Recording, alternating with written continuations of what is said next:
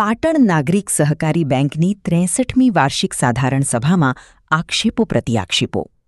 બેંકના પૂર્વ ચેરમેન સુરેશ પટેલે વિરોધીઓ સામે લગાવ્યા ગંભીર આક્ષેપો. સામા પક્ષે પણ દિલીપ પટેલે આક્ષેપોને નકાર્યા. અમે ચૂંટાયેલા તમામ 9 સભ્યો સાથે છીએ. છેલ્લા 15 વર્ષમાં કરેલી ભરતી ખોટી હોય તો પણ અમે તેમની સાથે છીએ. દિલીપ પટેલ. કોઈના કહેવાથી અમે રાવણ થઈ જતા નથી. દિલીપ પટેલ. અમે રાવણ છીએ કે રામ છીએ તે સમાજ જાણે છે. દિલીપ પટેલ. વિરોધ પક્ષની કોઈ પણ તકલીફ હશે તો પણ અમે તેમની.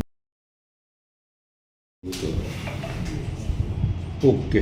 હમણાં જ પાટણ નાગરિક સહકારી બેંકની ચૂંટણી 5 તારીખે થઈ ગઈ હતી. તેનું મતગણતરી પણ 3 દિવસમાં પૂરી થઈ ગઈ હતી અને પછી ફાઇનલ આજે જનરલ સભા થઈ અને એમાં અમને ડિરેક્ટર તરીકે જનરલ સભામાં બહાલી આપીને અમને નિયુક્ત થઈ ગયા છીએ. આજે અમે પહેલી પ્રેસ આપતા કહીએ છીએ કે અમે 9 ડિરેક્ટરો એક જ છીએ. અમને ખૂબ સામેની પેનલવાળાએ ચૂંટણી જીતવા માટે ખૂબ દુષ્પ્રચાર કર્યો, આક્ષેપબાજી કરી. અમે કોઈ પણ જવાબ નથી આપ્યા.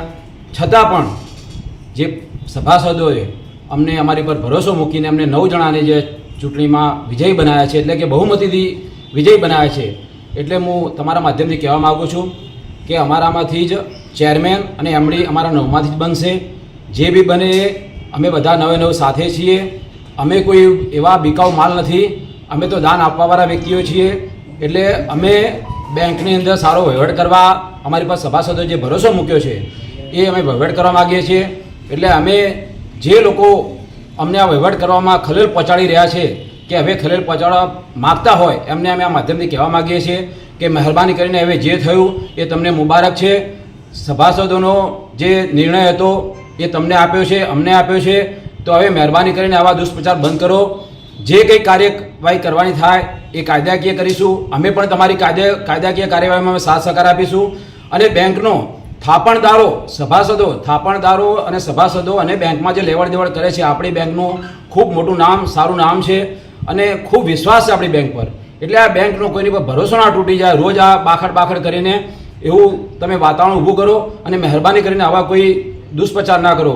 અને જે અમારા સમાજ એટલે પાટીદાર સમાજમાં જે દુષ્પ્રચાર ચાલી રહ્યો છે એમને પણ હું કહેવા માગું છું કે હવે ચૂંટણી પતી ગઈ છે, હવે બંધ કરો આ બધા દુષ્પ્રચાર. અને સમાજને એક કરતાં ઘણા વર્ષો લાગી જાય છે. ઘણા લોકોના અંદર લોહી પરસેવા એક થયા છે. લોકો ભેગા થઈને એક જ હાકોટે લોકો દાનનું બધું આપતા હોય છે અને લોકોને મદદરૂપ થતા હોય છે. અને એમાં આવા ખલેલ પહોંચાડીને આવી નાની બાબતોમાં ખલેલ પહોંચાડીને સમાજને તોડવાનું કામ ના કરો. અને જે કંઈ ભૂલ થઈ હોય કે જે કંઈ થયું હોય એ બધા ભેગા રહીને સાથે રહીને સમાજની એકતા કરવાનું કામ કરો. સમાજ તૂટ્યા પછી એને ભેગો કરવો ને એ બહુ મુશ્કેલ કામ હોય છે. જે બી આક્ષેપ થયા હોય, જે બી પોલીસ ફરિયાદ થઈ હોય એનું અમે કોઈ પણ ચલાયા વગર અમે એની તપાસ કરવામાં અમે સહકાર આપીશું. કોર્ટમાં જે હુકમ આવે એ અમને માન્ય રહેશે. અગાઉ પણ ભરતીમાં આવી રીતના સુરેશભાઈ વખતમાં ભરતી થઈ હતી, એ વખતમાં પણ કોર્ટમાં ગયેલા હતા અગાઉ લોકો, અને એ વખતે પણ કોર્ટે હુકમ આપેલો હતો. આ ફેરા પણ કોર્ટમાં જવાનું દરેકને હક છે. એટલે જે નિર્ણય આવશે અમે એમાં સાથ સહકાર આપીશું. આજે 5 વર્ષની ભરતી નહીં, 15 વર્ષની ભરતીમાં પણ એમને જો ખલેલ હોય તો બી અમે એમની જોડે તૈયાર છીએ. ચૂંટણી દરમિયાન તમે લોકો 25 લાખ રૂપિયાનો બેંક તરફથી ખર્ચો કર્યો એવો પણ આક્ષેપ હતો. 25 લાખ રૂપિયાનો કોઈ ખર્ચો કર્યો નથી. તમને હવે આ પૂછ્યું છે તો કહી દો.